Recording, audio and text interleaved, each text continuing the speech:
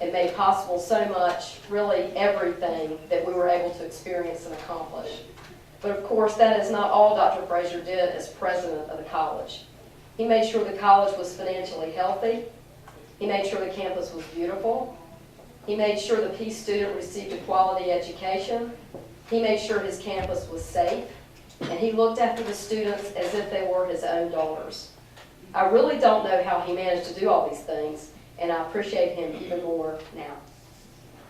Dr. Frazier, congratulations, and thank you so much for what you've meant to me and to thousands of now older women who were in your care. And I have Our relationship started, and it was the first time that I met you and knew that you were actively involved in building relationships with other tennis players and athletes across the state.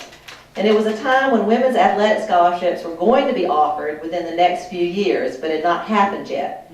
And Dr. Frazier, you were on the forefront of offering one of the first in the state. And you worked hard at it. Carolina beat us out by a week or even a few days of signing another tennis athlete over at Chapel Hill, but we were second, and it was quite an honor.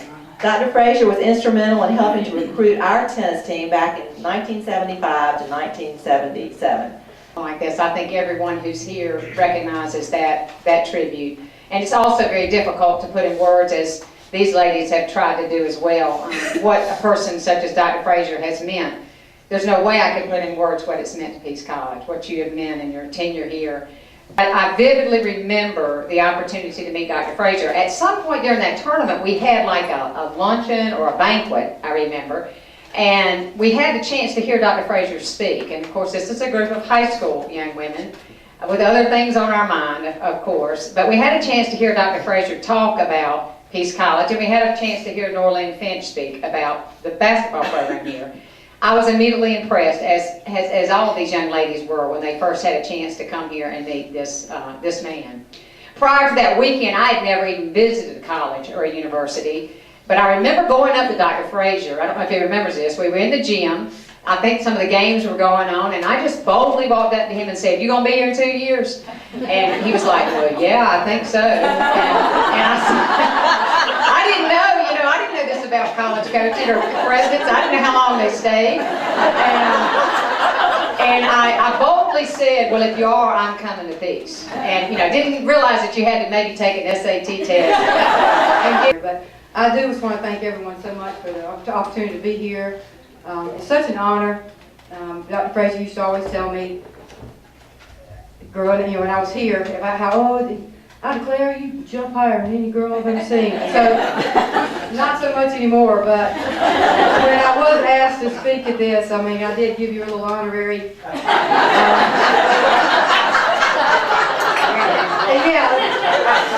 I was very excited, to say the least, to be able to do this, because again, it's just, it's such an honor to even be at this recognition. It's really hard, like everyone's saying, to put into words in 2 or 3 minutes of what you meant to me and to the school and the program. It's just impossible to do in a few minutes, but just a few words that come to my mind immediately. Words like loyalty and dedication, commitment, passion. These words just pour off of you when we think about what you mean to all of us. And kind of put that in perspective, we actually had I say we, when I was here a few years back, or a few decades back, we affectionately and respectfully had a different name for you, kind of behind your back, and I'll share that with you now. Now, actually, we called him Daddy Frazier. And really, all of us, when we'd say, "Oh, Daddy Frazier, Daddy Frazier." So you can imagine the reason for that is because we know how you felt for us, what we felt for you. We knew that you cared so much about us as people and women and athletes and students, and that you cared so much about our success. But I was always so afraid that I might slip up and call you Daddy Frazier when you came up. But now when I look back at it, I think you probably would have been okay with that. Peace College in July of 2004, I've heard great things about Dr. David Frazier from the staff, faculty, alumni of Peace College, as well as those who were not members of the Peace family, yet came in contact with Dr. Frazier through the years.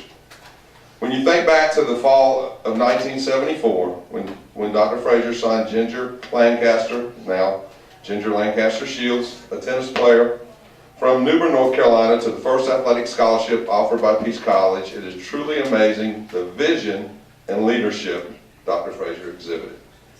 There is some debate, as Ginger said, over if Ginger signed the first athletic scholarship by a female student athlete in North Carolina. I am told UNC Chapel Hill signed a tennis recruit 1 week before Ginger signed with Peace. All right, we were, at one time we thought we had the first one. Dr. Frazier, will you join me up here?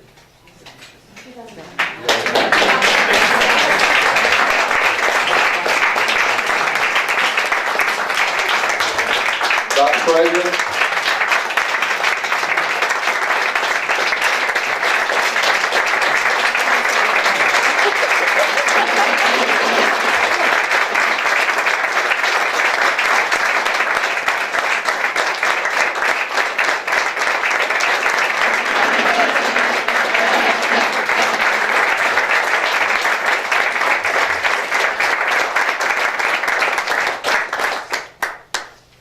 Dr. Frazier, it is my honor to induct you as the newest member of the Peace College Athletic Hall of Fame on this day, May 16, 2009.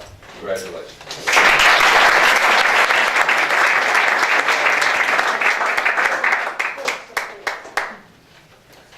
All kinds of thoughts, memories, Jim, in the old guy's head. Jim Fisher wrote a book back about 1980 and said that retired and deceased college presidents are soon forgotten, perhaps within a year. And when they named the building the Peace Building in '92, I'd been gone 4 years, so I did better than them. And then to be recognized this way today. I could tell so many stories, some of them cute and some of them might be a little bitey. I looked at one gal back here, and she had the reputation, well earned, of keeping the messiest room in the history. I've gotten better. I have a housekeeper. But there's so many people that deserve credit for Peace College's success, and Trent Ragland, I could not pass over the opportunity to thank him. Some of you know that the Ragland tennis courts were a direct gift of his. And his name, in my mind, is on so many things here that have been done. Somebody said something about travel money not being in the budget. He established a President's Discretionary Fund. And that's where I spent money that was not in the budget. And I'm sure some of that money went to athletics. Ginger was the second woman in the state to get an athletic scholarship in tennis. And Lynn skirted around this a little bit, but she was the first one in the state, the whole state, to get a basketball scholarship. And the way recruiting and things go, Ginger's good friend from Goldsboro that she mentioned decided to follow Ginger up here, and she signed up in a couple of weeks and didn't twist her arm much at all. And that's kind of the way it works. Mary Lloyd Hodges, I need to poke a little fun at.